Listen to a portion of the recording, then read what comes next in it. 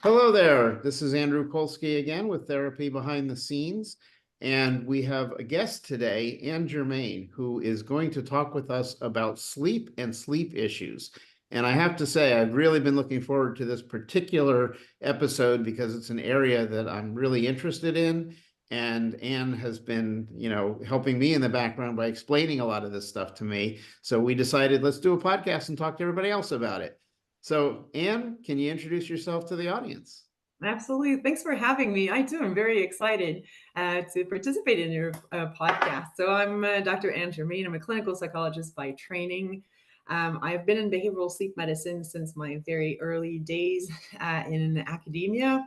And I'm originally from Montreal. So, if people are wondering where the accent is from, it's actually a French Canadian accent.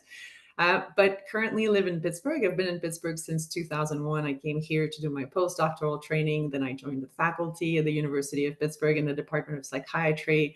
Had a large program of research there, really focused on uh, developing, validating, testing treatments that work for sleep disorders, primarily insomnia and nightmares in the context of um, post-traumatic stress disorder, pretty much working almost exclusively with the US military.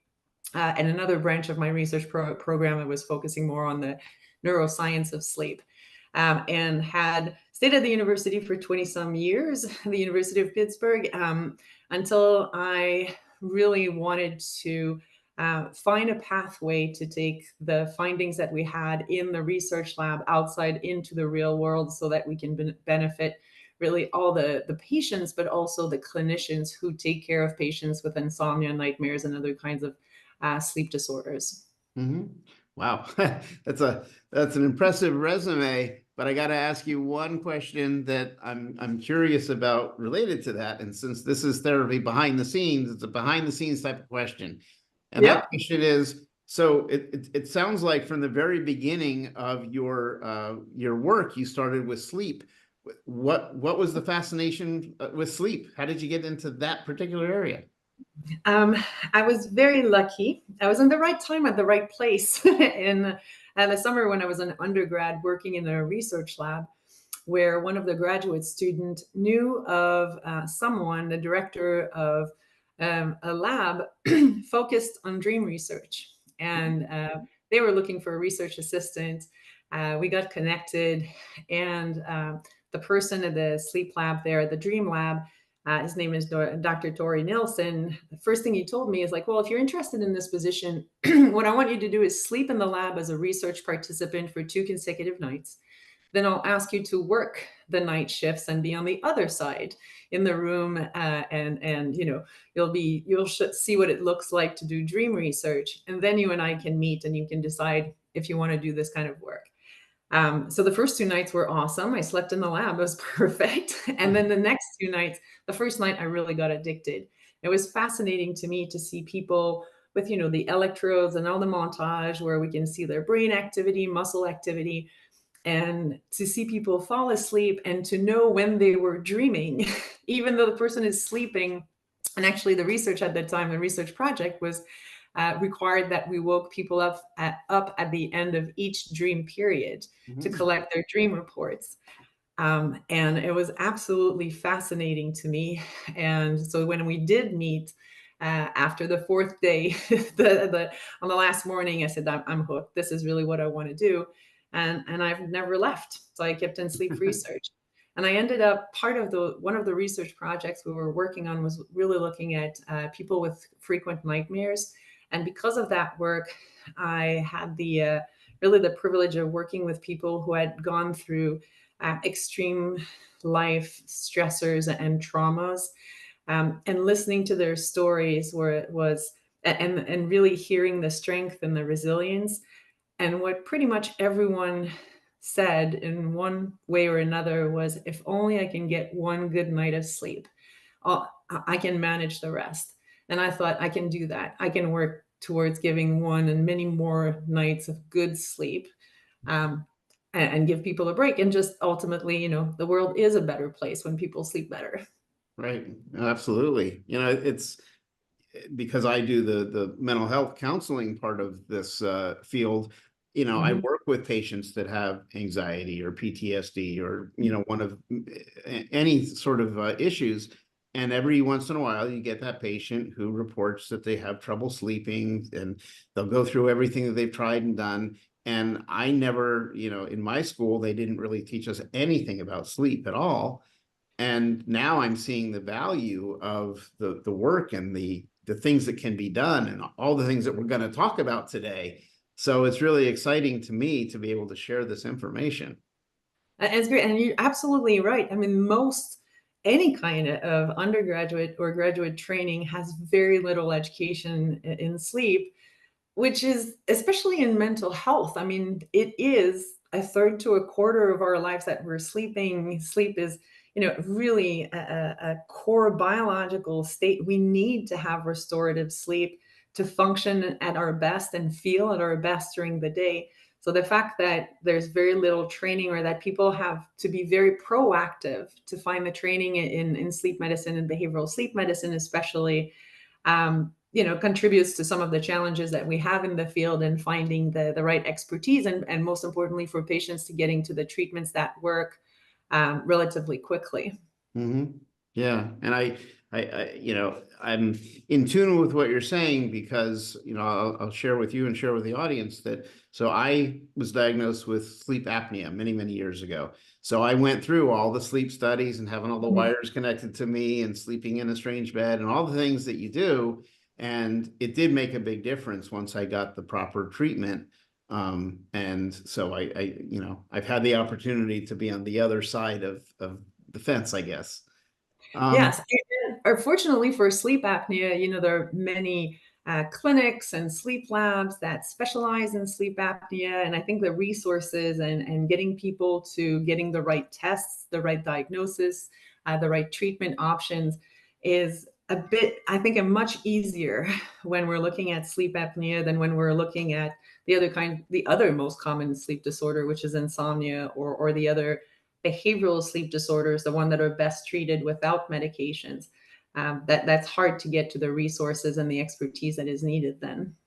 yeah, and that goes right back to what we were saying before, is that they don't train that in school, so people just don't have the benefit of any knowledge in the area. So, Exactly. you know, so then tell us, how do you define optimal sleep?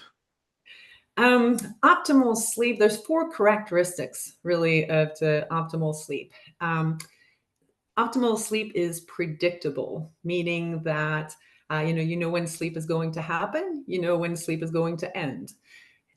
Optimal sleep is also consolidated, meaning you fall asleep and you stay asleep. I mean, we all wake up a few minutes here and there throughout the night. That's absolutely normal.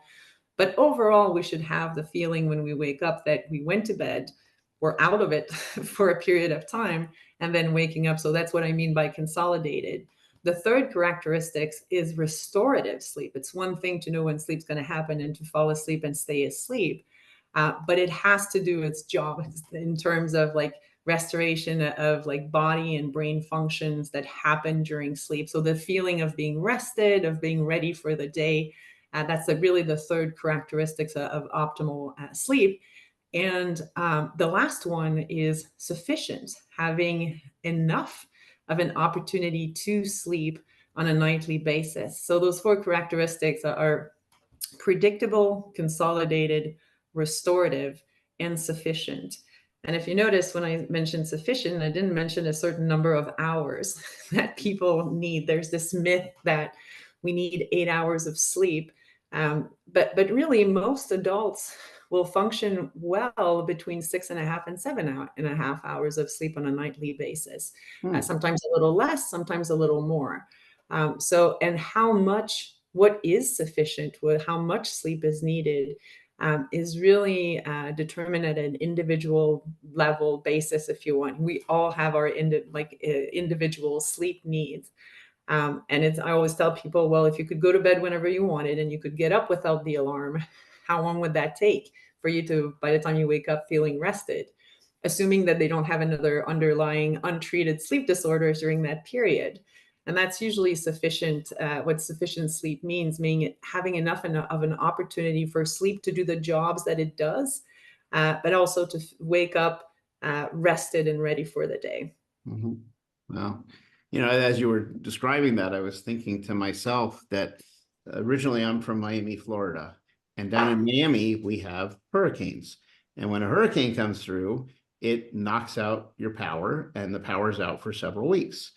And I'm just thinking back to, when you don't have the hum of the air conditioning, when you don't have street lights, when you don't have any of the distractions that we normally have, your sleep desire is different. I actually get better sleep when there's no power or anything.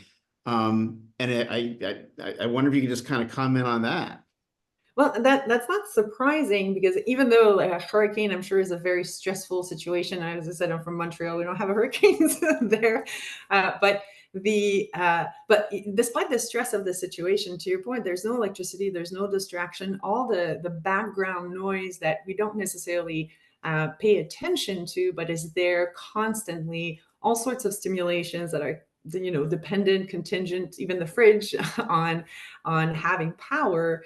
When none of these kind of stimuli are available for your brain to keep busy and process, even if it's just monitoring in the background, when none of that is there, basically your entire brain is available for whatever is happening. And if there's much less happening, there's a fair chance that you're going to sleep easy, like fall asleep easily, more easily maybe, and sleep a little bit longer, because there aren't all of these distractions to wake you up or to keep your mind a little bit busier than it should while you're sleeping. Mm-hmm. Yeah. Wow. So then that leads me into the question of sort of the opposite, which is, so what is insomnia then? Oh, insomnia. There's very clear definition. There are many things that masquerade as insomnia, if you want. So insomnia is really defined both from its nighttime component and the daytime component. So from the nighttime component, we think of insomnia, we define insomnia really as a difficulty falling asleep or staying asleep at least 3 nights a week for at least 3 months. It doesn't mean that you can't intervene if it's less than 3 months. But that's really this idea that when you want to go to sleep or when you want to be asleep, there's much more wakefulness happening at the wrong time, if you want. That's the nighttime component for insomnia. And it's important to remember that even though insomnia, yes, is a sleep disorders, but typically people start considering that this is a problem when it also starts to influence their functioning during the day. So, and it comes like the impacts of insomnia during the day, they come in different shapes. So it can be that your mood is affected, your motivation is lower, you're more irritable. It can be that your mind is foggier, that it's harder to concentrate, having memory lapses. It can be physical symptoms, or sometimes having problems with just like being able to perform at work or at school. So, and that's typically when people start seeking help or seeking solutions for insomnia. It's not just with the sleep, the nighttime component, although there's plenty of reason to address the nighttime component as soon as possible. But typically, and I'm sure it's the same in your practice too, people will say that, what motivated them to seek a solution for insomnia is that they missed an important event because they were too tired, or they're getting into more arguments with friends and families because they're a little bit short-tempered because they don't sleep as well. So it's when those daytime consequences become more noticeable and get in the way of people's life that's when people will start seeking help for insomnia. Right. So if I was someone who didn't know a whole lot about sleep, I think I'd be wondering, so then if I'm not sleeping well, or I'm having these troubles during the day because I'm too sleepy, I'm not getting restful sleep, how do I know if I have insomnia or sleep apnea or something else? How do I know? Um, well, there's some different questions that you can, or different aspects that you can look at. If you go to your primary care doctor, for example, and you say, I'm not sleeping, I'm tired all the time, they'll ask you most likely if you snore, or if your bed partners complain of very loud snoring, if you wake up gasping, choking for air.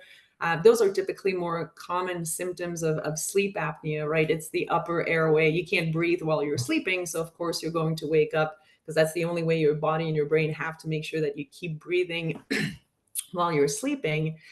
So there's a key distinction in symptoms for sleep apnea or for the other disorders. Restless leg syndrome is another kind of conditions where people say, well, I can't fall asleep. I feel I have these creepy, crawly feelings in my legs. It prevents me to fall asleep. And they'll call it insomnia, but it's really another kind of restless legs, for example, it's another sleep disorders.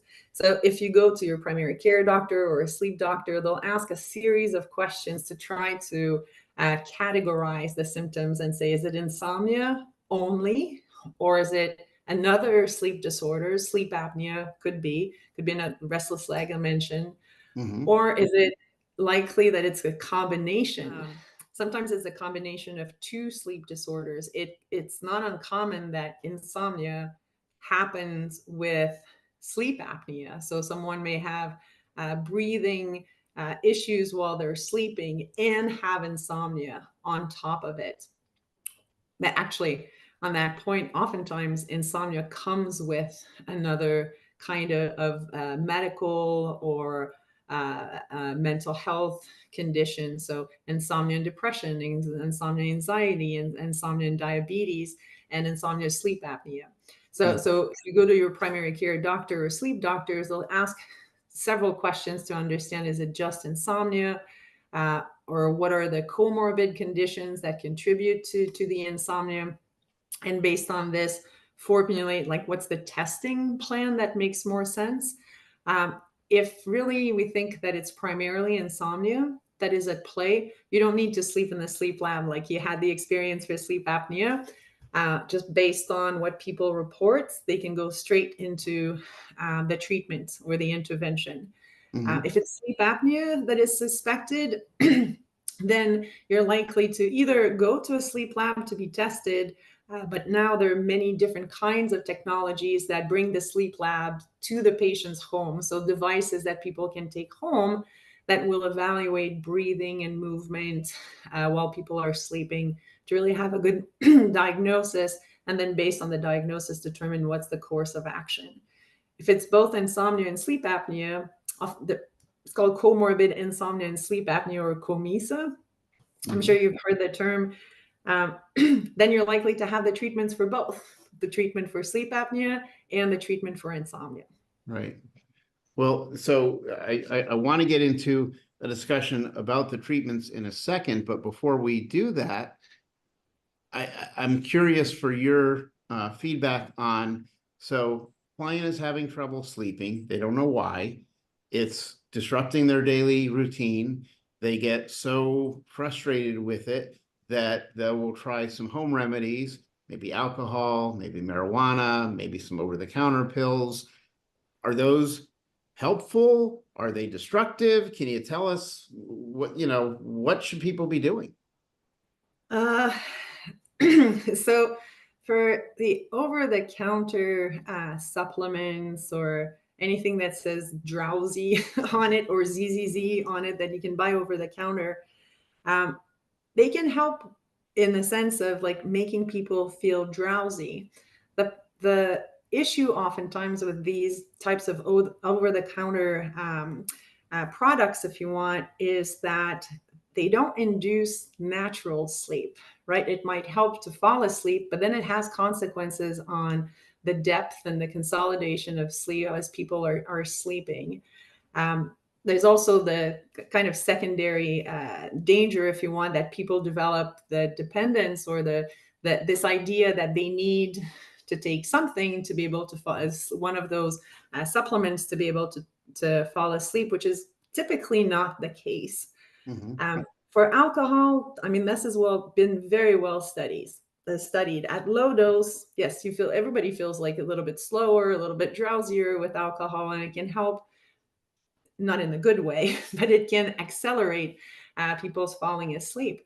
But with alcohol, for example, it helps to fall asleep. But once it's metabolized by your body, what happens is that it's this surge of activation that happens. So it's almost like putting a lid on the activation that prevents the person from falling asleep. But once the lid is lifted while you're sleeping, you have this surge of activation that occurs. So that's why if you've had a night where you had maybe one or too many glasses, you'll fall asleep quickly, but the rest of the night is going to be very fragmented. That's just on one night. So repeatedly, that becomes quite detrimental in terms of health. And you mentioned cannabis.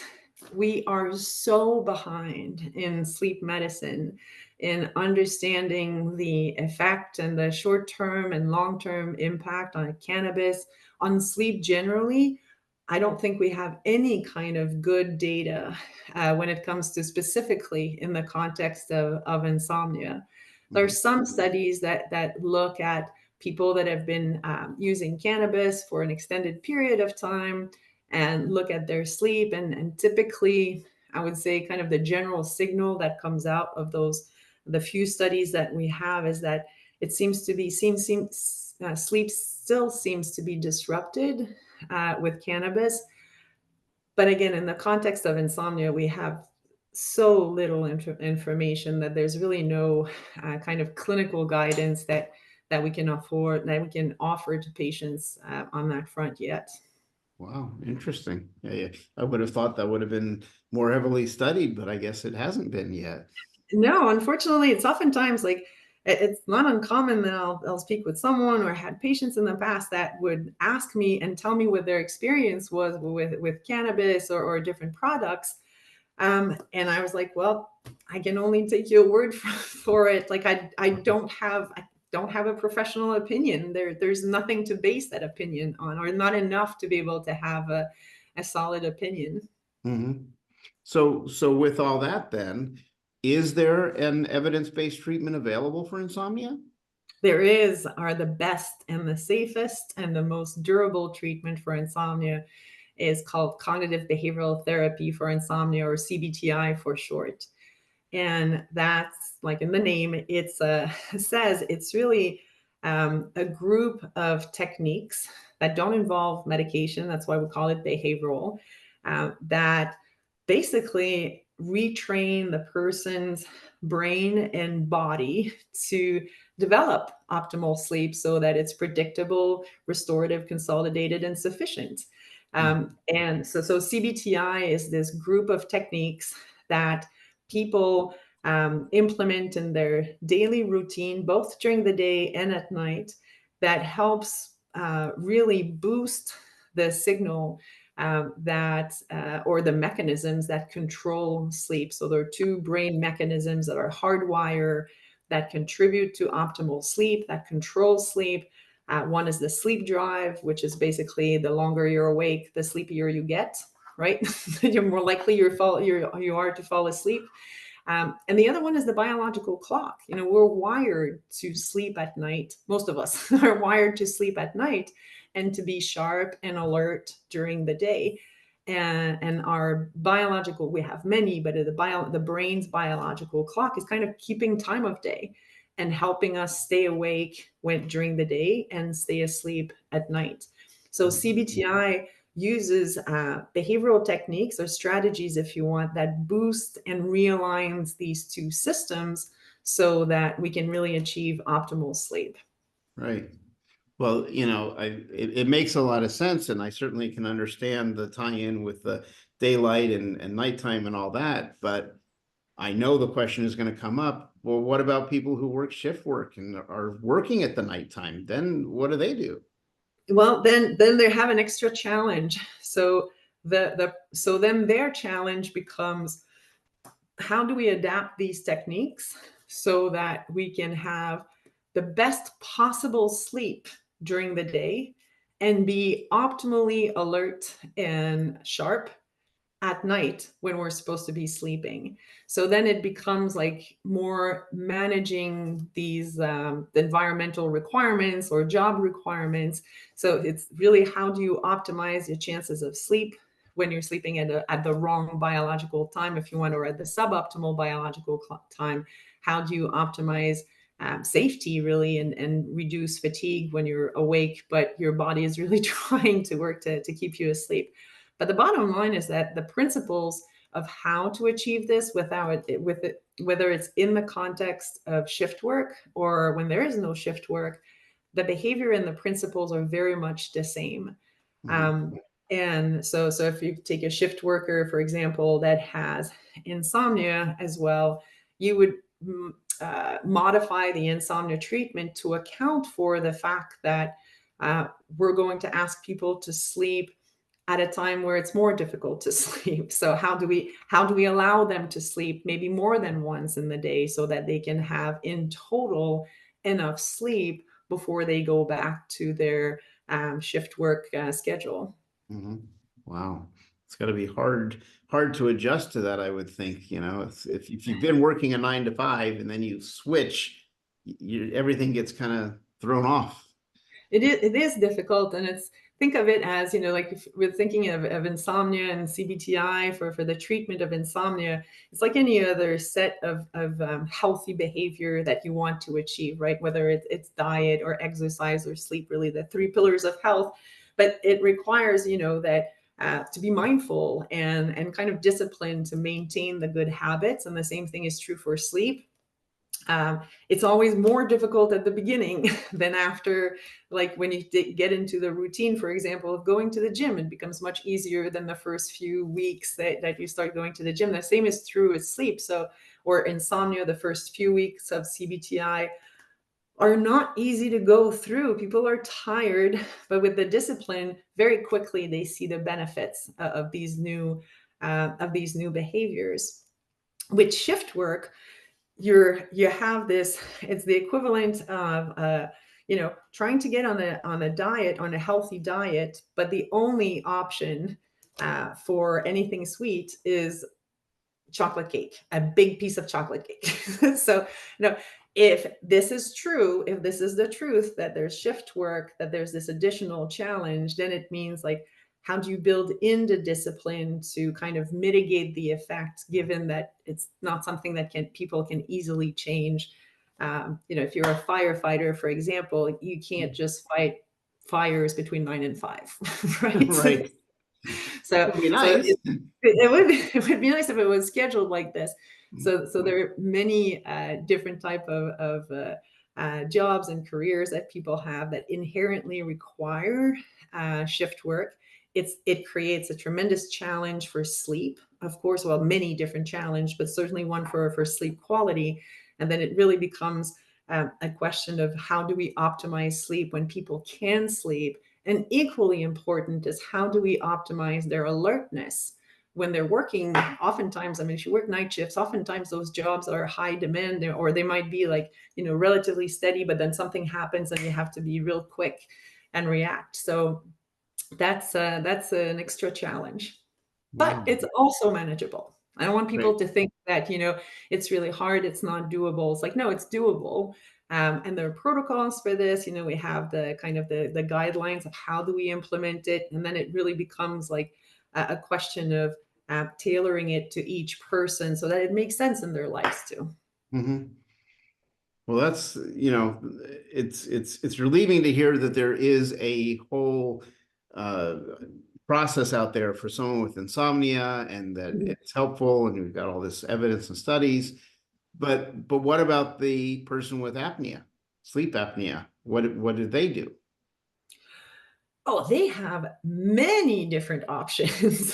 So when it comes to the treatment, when it comes to treating sleep apnea per se, if you look at CPAP machines, are certainly one of the common treatment for people who have milder sleep apnea or milder form of sleep apnea. Dental appliances can be very helpful. There are actually medications that are coming to the market to help kind of tone the muscles of the upper airway and keep the airway open while people are sleeping. So there are a number of kind of treatment options that are many more that are available for sleep apnea than we have for insomnia. Uh, And there are also the other type of options that are available is that when people are treated for sleep apnea, for me, the treatment of sleep apnea is almost like the treatment of insomnia with medications, right? We have good medications too for insomnia. They're not the first line treatment. CBTI really is the first line treatment. But like with sleep apnea treatment options or medication options for insomnia, it's almost it's very much a combination of arts and science to find what's the right intervention or what's the right treatment format for a given person. There are people that use a CPAP and the very first night it changes their life. They feel better, they love it, they'll adhere, they'll stick with it, and there are people that will try many different options, and it's not for lack of trying, but they'll have like not the same level of success. So even there are some other types of treatment options that are like basically implantables that can also help with sleep apnea. But the best strategy is really depending on the severity, depending on comfort levels to other conditions that the person might have. There are usually like if you want a list of what's the first line in treatment, really, I think typically it would be CPAP. But then to consider what are the alternate if people are either not ready to use the CPAP or maybe it's a light form of sleep apnea and a dental appliance would be a good option for them. Wow. It's nice to hear that there's a lot of choices there because, I know a lot of people with sleep apnea. But then here's where I think a lot of people would get confused. So hopefully you can clear this up. We've got primary care physicians. We've got sleep doctors like MD. We've got sleep professionals, PhD doctors like yourself. We have sleep therapists, something that I do. How does a person know where to go to get started? That's an excellent question. What I was going to say, my first answer was going to be, well, fortunately, the healthcare providers are very aware of the importance of sleep and sleep health, and the sleep professionals, the resources that are available when it comes to sleep clinics, to psychologists, to therapists that are available to their patients. Sometimes primary care doctors will manage insomnia with their patients. They may also manage sleep apnea with their patients. So there's some practices that will take care of the sleep problem in-house. There are some that prefer to refer to other to sleep centers, for example, to sleep clinics. But your question is where would one start? I would say the good place to start is to talk to your primary care doctor and to say like, look, I'm having these sleep issues. And the first thing I would ask is, what are the resources in that region? Who do they work with sleep clinics? And so I think it's insomnia. Who do you refer to for CBTI? And go from there. And see like what the consideration are for the options. Again, like for medications might be an option for some patients. Oftentimes, though, the medications that we have for insomnia, they can be effective, but they're typically recommended to be prescribed for just a month, like 30 days at a time, to kind of get over a tough period, but not necessarily to become a chronic use, because oftentimes over months or years, they become much less effective. So that might be part of the treatment planning to say, well, maybe especially if there's a long wait list to get to the one specialist for sleep, to say, well, to get a prescription for sleep medications. But I would say primary care doctor is probably a good source to see what are the resources, the sleep resources available in the area. And then, of course, the internet is an endless source of information. And actually, in sleep medicine, the Society for Behavioral Sleep Medicine, the American Academy of Sleep Medicine, as well have patient resources, and there are directories that are available. So if you say, I'm looking for a therapist to help me with my insomnia, there are a repository, or you can search through different websites, finding like therapists or psychologists. They're the same. They do the exact same treatment, really. Mhm. So, um, and to find like who in your area is available. Do they take your insurance? Do they take new patients? Who did they refer to? So there are resources to find access to the right expertise to get the treatments. Wow.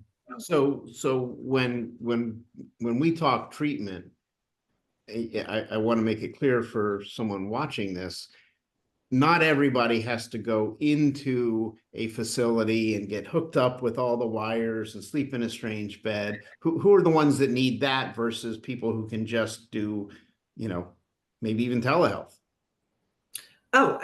So unless you have clear symptoms, um, two reasons. If you have clear symptoms of sleep apnea, so somebody's snoring very loudly, waking up gasping, choking, witness like they're being told by their bed partner that they stop breathing for many seconds at a time at night. If they're sleepy during the day, or they had almost their near miss car accident because of sleepiness, or they're having problems at work, these are really like core symptoms that may not be just of sleep apnea, but that one would want to get tested to at least rule that out. And that, as I said, that can be done in the lab with all the electrodes and everything, or it can be done at home too with a few sensors that the person puts on themselves, and the information is sent to back to the doctor for review. So it's either in the lab or at home sleep apnea testing that is feasible. Um, and unless someone has symptoms of um, any of the hypersomnia, and that's basically the group of sleep disorders where even without sleep apnea, people are extremely sleepy during the day. So the people who could be people who have symptoms of narcolepsy, that which basically their sleep and wakefulness is very fragmented. People can fall asleep like this anywhere, anytime, without being sleep deprived, of course, and or people that will sleep like 10, 12 hours and still not feel rested. In those cases, typically you'll want to have someone, you might want to have a study, if not to rule out sleep apnea, to see like the depth of the issue like during the daytime. But for insomnia, no need to go to the lab, no need to have sensors, nothing. We don't have an actual objective measure of insomnia. Insomnia is totally based on people's experience of their sleep. Feel Mhm. like it's like taking a long time to fall asleep. Feels like you're waking up more than you should, or you're awake for more than 30 minutes at night. It's completely based on the person's experience, not on any kind of sleep lab test that we could do. Right, right. Wow. So, so basically, the good news for the audience is you don't necessarily end up in a sleep lab if you have sleep problems. It's only a specific, Like, yeah, number of people. for a specific group of people. The other case I would say that you might want to have a sleep study done is, for example, you come with insomnia, there's no other symptoms or no other hints that there could be another sleep problem at play here. You go through a course of CBTI, and after 3, 4 weeks, both you and your therapist are thinking like, for the work that you're putting in, we would have expected your sleep to get a bit better at this point, and it's not moving as fast as one would expect. Then that's the other time where I would consider recommending a sleep study, just to make sure, like, is there something going on that we don't know of, that we haven't detected, that is kind of holding the person's back in treatment? And if we can address that hidden factor, we can really get the optimal effect when we're when people are completing CBTI. Mhm, mhm. So, so then, you've mentioned a lot of different things that can be done. And, one of the questions that I'm sure people are wondering is, so we have these things, we have the Fitbits and the Apple Watches and all these different types of technologies. And I even have seen on the internet for like sleep apnea, you mentioned there were a ton of different devices. Mhm. What's going on currently in the sleep medicine industry, technology wise? Oh, that would be a topic for an entire podcast. But because there's a lot, and I think there are different drivers for this. I mean, people are interested in their sleep. People want to sleep well, want to have healthy sleep, and actually, people spend a lot of money on sleep products. So it is a lucrative business for consumer devices or consumer products in sleep, and that includes the mattresses, the pillows, and in addition to those wearables and different things that you can buy for your bedroom with the idea of optimizing sleep. In the sleep field, I would say the first thing I would say is that not all wearables are equal when it comes to measuring and detecting sleep. Some wearables are better than other. There's a team, a partner group we've worked with for many years now at Naval Health Research Center in San Diego that has done validation and comparison studies with different wearables relative to research grade wearable that we call actigraphy, and the sleep studies that you were mentioning earlier. And some wearables are better than other at detecting sleep and wakefulness at night, and some are not that great. So I would actually look at what kind of recommendations these wearables get from sleep experts or in validation studies. They come with a lot of additional information, like sleep staging or things like that are provided. Most of us in sleep medicine give very little attention to that. Mhm. Because, like, for example, deep sleep and REM sleep, they are generated by your brain by like nuclei in the middle of your brain and deep in the brain. It's really hard to believe that we can measure that accurately on someone's wrist or someone's finger. And actually, the validation studies show that this data is not physiologically true, right? It's interesting, it's entertaining, and people want to know, and that's great. But in terms of the physiology and how do we use this information to inform behavioral treatment, we don't use that information. I Mhm. think there's the last thing I want to say is that it can be like, typically, when there are two things I want to say. One is when people are sleep minded and want to have healthy sleep, like anything else, tracking your sleep, tracking your diet, tracking your exercise. This is really well established that it helps people keeping healthy behaviors. So they may be helpful, but once you start having sleep problems, what's the device going to tell you that you don't already know?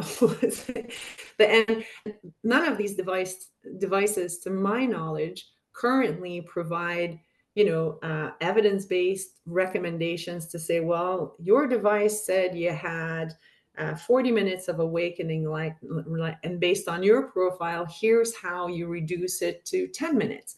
None of these devices do that. So I've seen many people, patients, saying, "Oh, well, that's kind of, my sleep was bad. I got this device and it's telling me that my sleep is bad, is bad." And it's just a level of frustrating. It's like, but it doesn't tell me what to do. And it's right. Monitoring is a good thing if you don't have a sleep problem. Once you have a sleep problem, it might actually become more frustrating. And I've seen people, and there's such a thing as orthosomnia, people developing almost like sleep performance anxiety, right? Because they look at the number on the device and they're saying, well, the device saying I don't sleep well, but I thought I slept fine. So then they start adopting all these behaviors to try to beat the numbers or Right. influence the numbers. But effectively, what they're doing is they're taking on like a whole bunch of sleep behaviors that are ineffective, and is actually fragmenting their sleep. It's actually detrimental for their sleep. So in the context of insomnia, or just more generally behavioral sleep medicine, the consumer devices are not particularly helpful. They may be interesting. They can provide kind of an additional source of information for some patients, but generally speaking, they're neither sufficient nor necessary to show improvements in sleep. Mhm. So basically, they may measure something, but without putting it into context, it doesn't provide Yeah. any, cures. It measures when you're active and inactive over the 24-hour period for multiple 24-hour periods, which is one type of information for sleep. but it doesn't tell us anything about the quality of sleep, about the depth of sleep. And I'm not talking about deep sleep here. I mean, really the restorative aspect and consolidated aspect of sleep. Mhm. So that's the jury's still out there to see how we can use them in a way that is most clinically helpful for people who have insomnia. Got it. Got it. So that's helpful. So then, I mean, it's just amazing the wealth of information that you have and that you're sharing, and I'm so appreciative of it. So tell me then, what do you see in the future? Where is sleep medicine going? What do we need to do? We need to bring sleep medicine in medicine. To your early point about, there's from the very beginning, there's little education about sleep. Yet sleep is a core, a pillar of health. So thinking of it as separately, I don't think is of the best service for patients.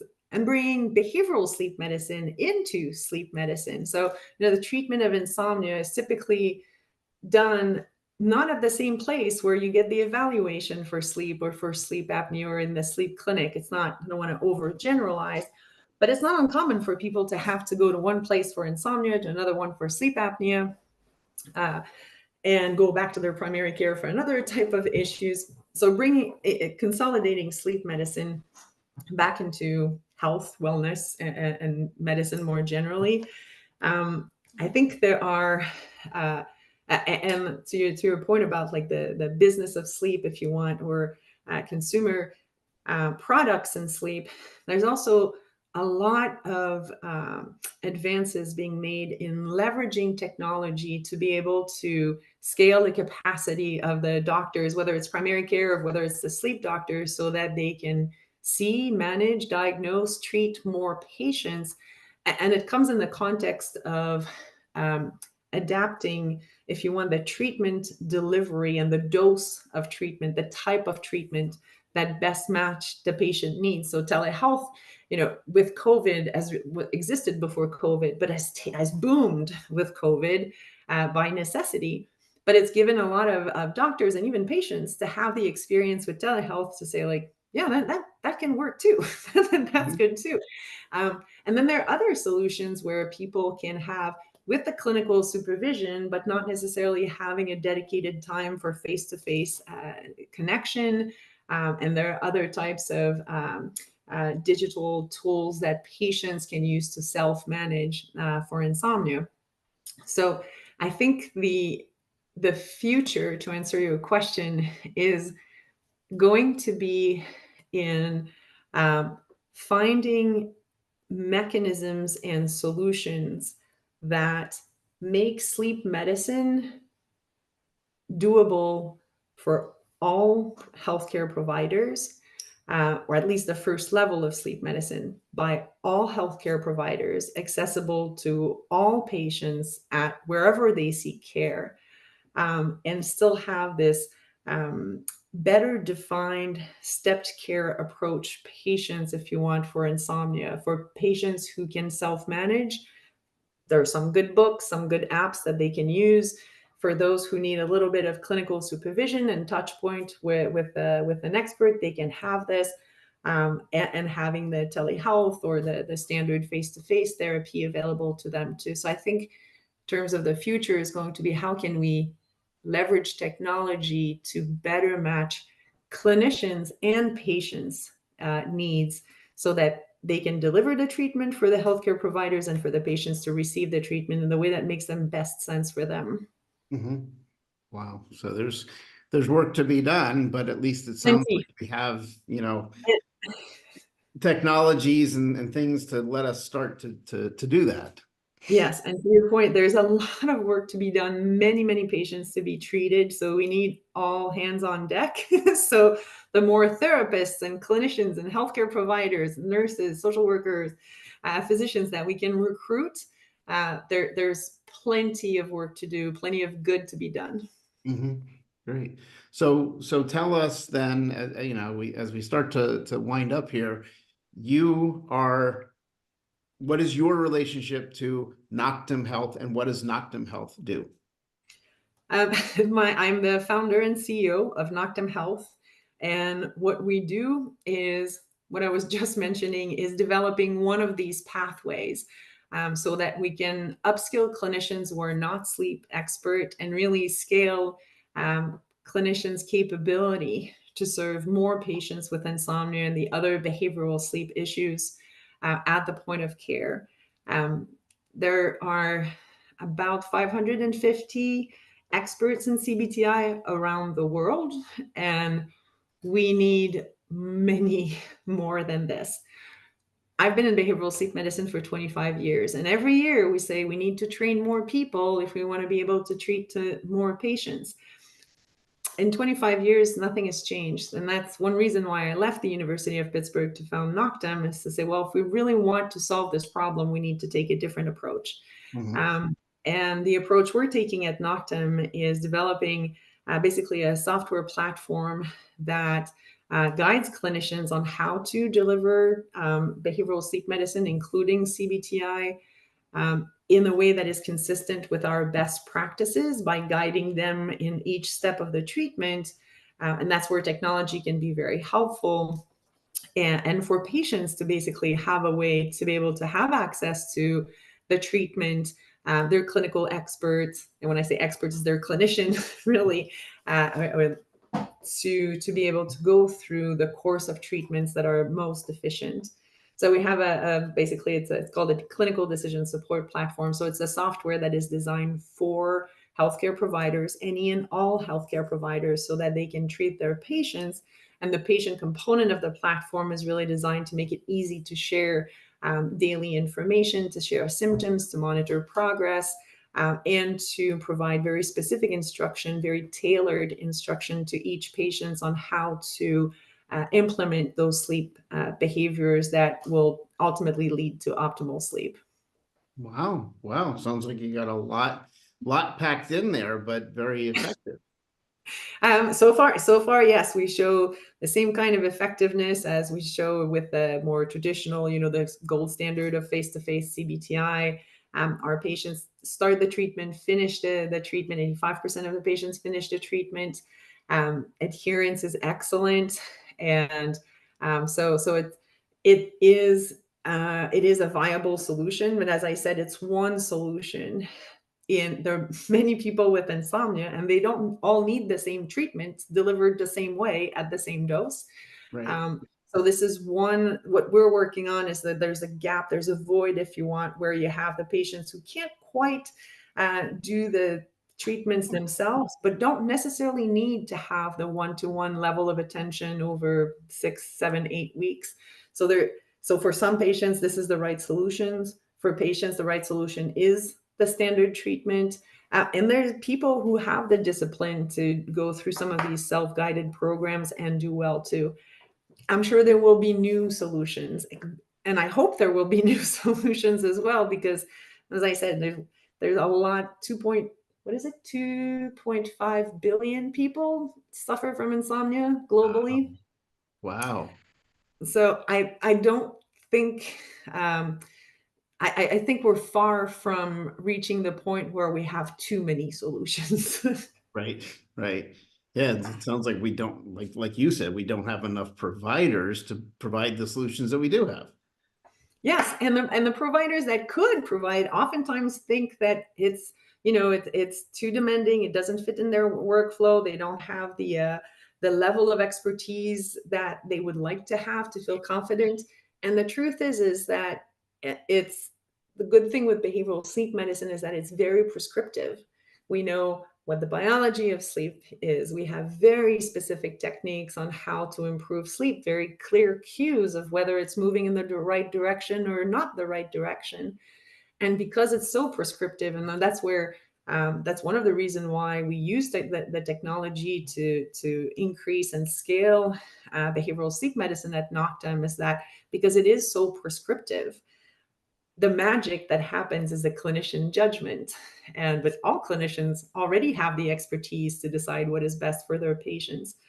So by providing the technology, we really hope that we can provide the tools to any and all healthcare providers so that they know they can be confident that they're adhering to the best practices but the technology doesn't guide what patients do. The clinicians drive patient engagement and outcome as well. So we want to give the tools to the patients and to the clinicians and their patients so that they don't have to wait on the wait list for 6 months to see the sleep person and Long time. kind of fragment their care too.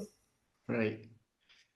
Well, this has been incredibly engaging and meaningful and educational. I've gotten, personally, I've gotten a lot from this. I'm sure the audience is as well. Well, thank you. And you ask really good questions. Actually, they're not easy questions. I really appreciate that.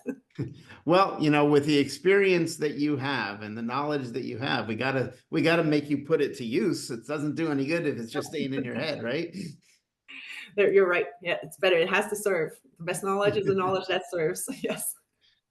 All right. So, folks, there we have it. We have Dr. Anne Germain, who's talked to us all about sleep and sleep disorders and treatments and A to Z of what you might want to know. So thank you for joining us on this episode. Dr. Germain, thank you so much for taking time out of your day to spend with my audience. And I look forward to working more on this in the future because, like I said, I'm also now working in the sleep area and it's exciting. Great. Well, thank you. And yes, we need you in the sleep area. Thanks so much.